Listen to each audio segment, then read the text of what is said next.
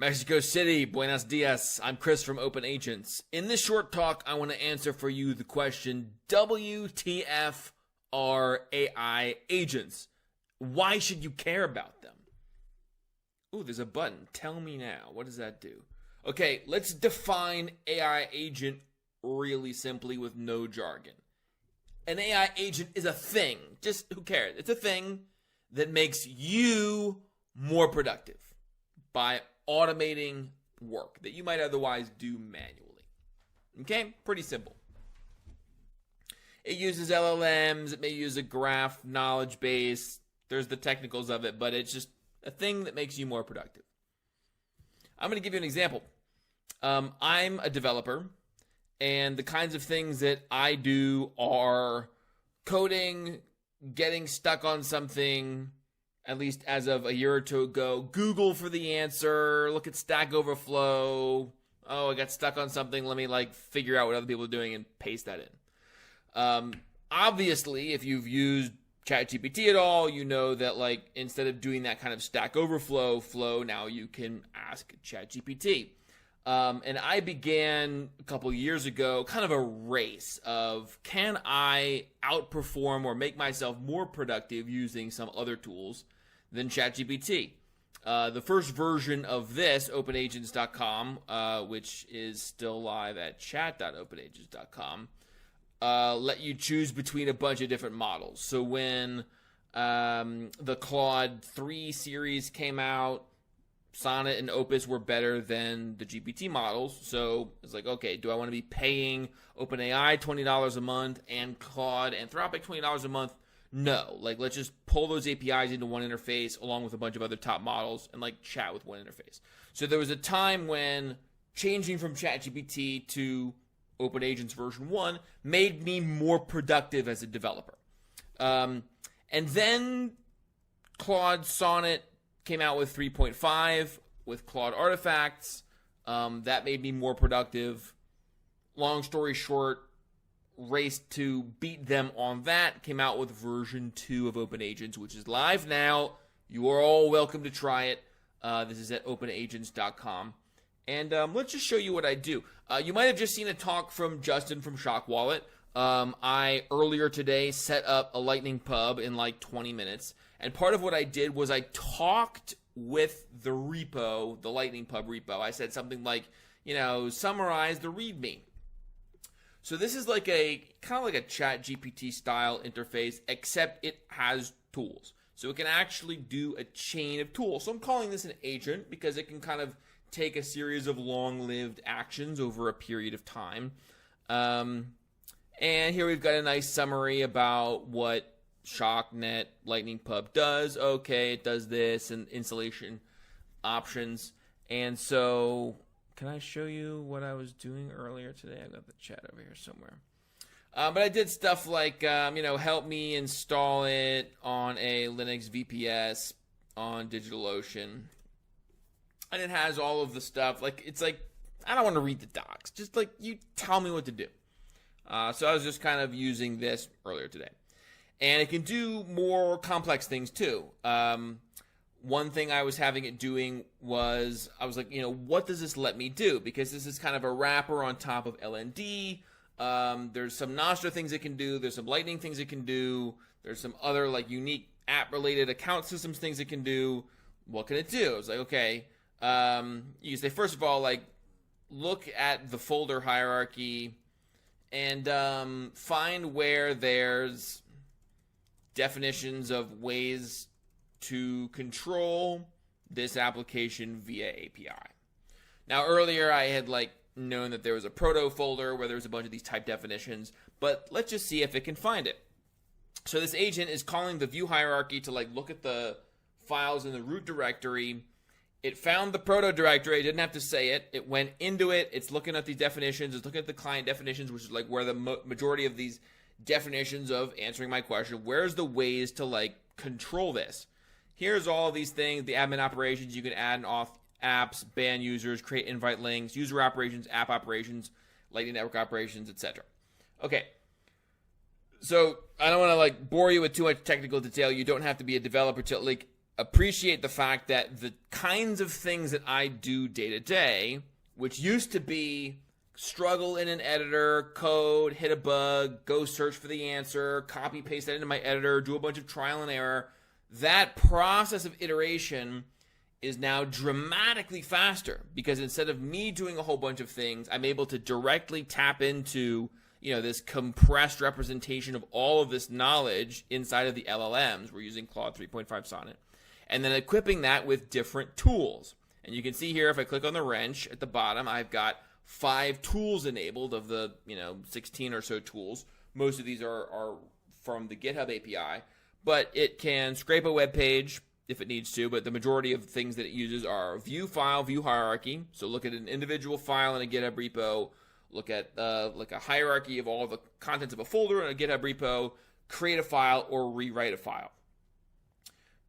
With those 5 tools, really those 4 tools, the GitHub tools, that's basically all that I do for my day-to-day coding development. I spend about 85% of my time in the OpenAgents UI, 5 to 10% of my time in the GitHub API, troubleshooting if I need to roll back or inspect something, 5 to 10% of my time in an editor.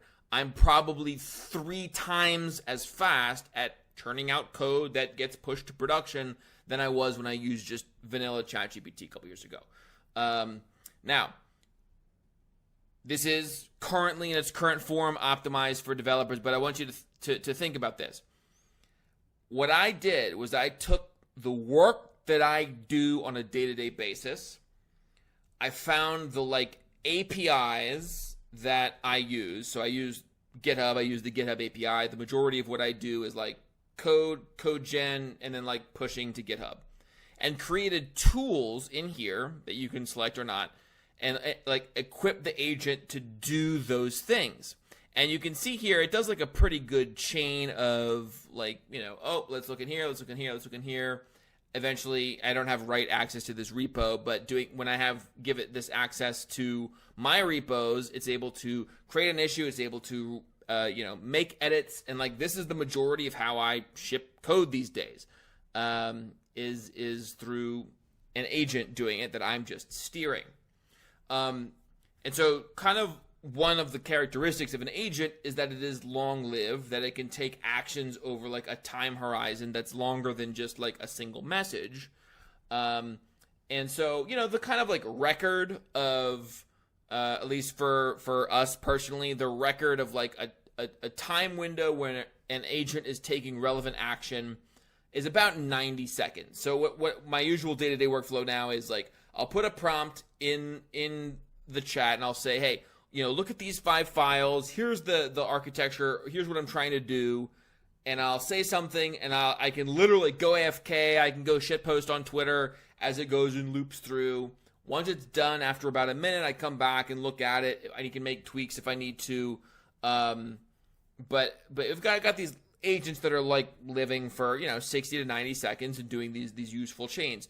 So some of the problems of how that doesn't go all the way is if it gets to be too long, because we're passing all this to the Claude API, it'll eventually get too long. There's a bunch of optimizations we're working on now to kind of compress prior history so that doesn't happen, as well as make it so that you don't have to keep copy pasting in new context. But the point is that we've got an agent that's taking 1 to 2 minutes of useful activity where I can go AFK, I can come back and be absolutely wowed by the result that it comes up with. We think that the updates that we have planned for the next few weeks are going to extend that minute and a half, 2 minute to being able to take actions over multiple hours worth of time frames. What this does as a solo developer is it makes me as productive today as my entire dev team was a year plus ago. It's a lot of extra power, agency, productivity for an individual person.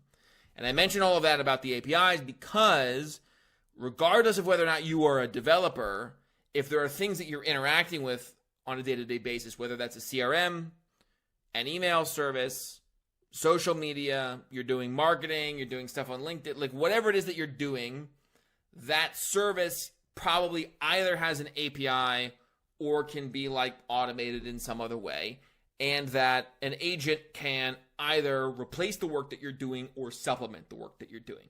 Now, in the beginning, I'm sort of like building all of these kind of like developer integrations because these are the integrations that I want as a developer, so I'm kind of scratching my own itch. But the beautiful part of us building this sort of like open and extensible ecosystem, if you were paid attention to our first release, we had this idea of like a plugin system that developers can contribute plugins to. We paid, Bitcoin bounties to like 20 or so developers for writing these plugins. We're going to be pulling that back into this system soon. But if you have an idea for like a third-party integration that you want to add that we haven't gotten around to yet, you can add that integration in here for your own use, or for when other people use it, you get a little like share of the revenue as Bitcoin sats. We had a proof of concept of that live in an earlier version. We'll be bringing that back into our version 3, which will be starting to roll out next week. So our version 3 launching next week combines, where's my tweet go? The best of our version 1 and version 2 products. You can chat with top models like Sana 3.5. The coding agent works directly with any GitHub repo, and you can pay and earn Bitcoin for chat usage and shared knowledge graphs. One of the like powerful things underlying the sort of like next generation of agents is this idea of a knowledge graph, where instead of needing to like paste the context into your agent every time, you're able to kind of have it build up this graph-based representation of whatever corpus of data you're working with. In this example, it's a code base. We're kind of starting with coding agents, but you can imagine the same thing happening for a PDF. This example is kind of an extreme example of,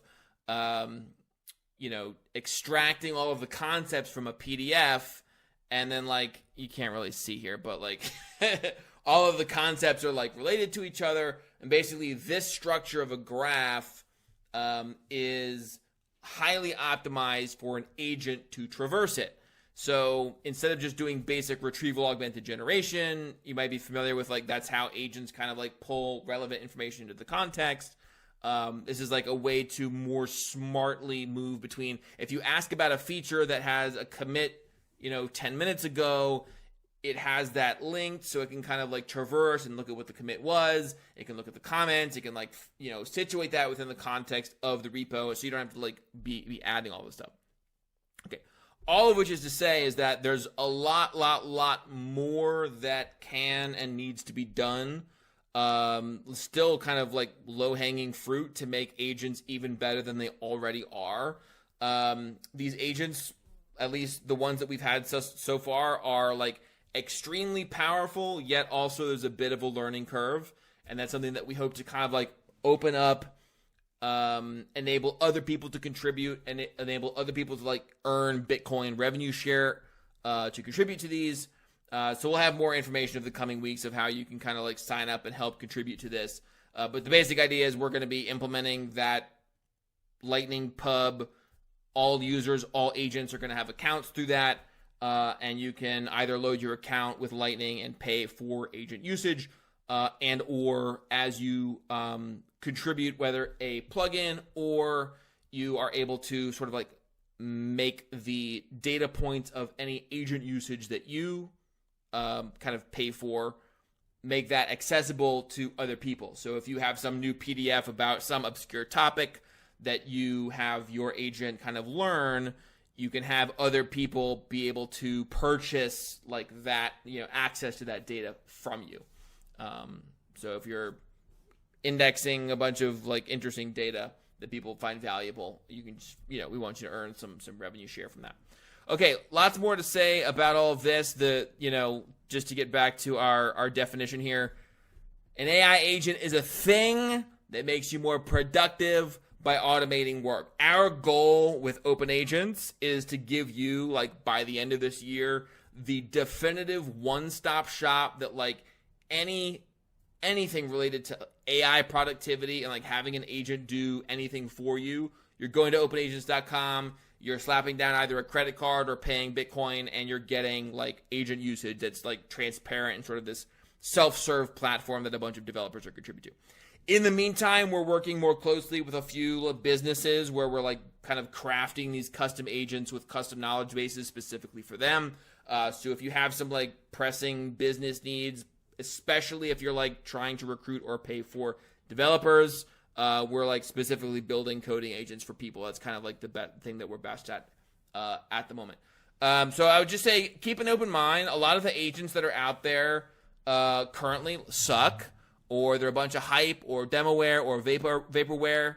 It reminds me a lot of like the crypto scene where there's just a lot of garbage and hype.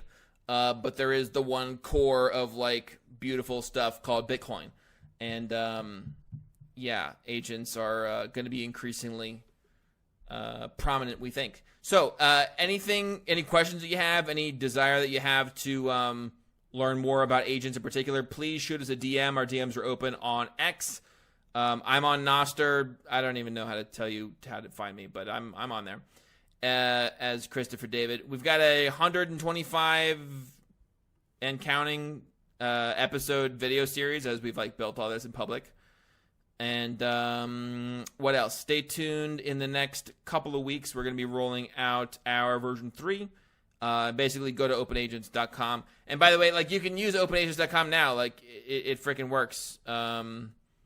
You can do this, but just it's going to get easier, better, faster, stronger, awesomer soon. Thanks so much.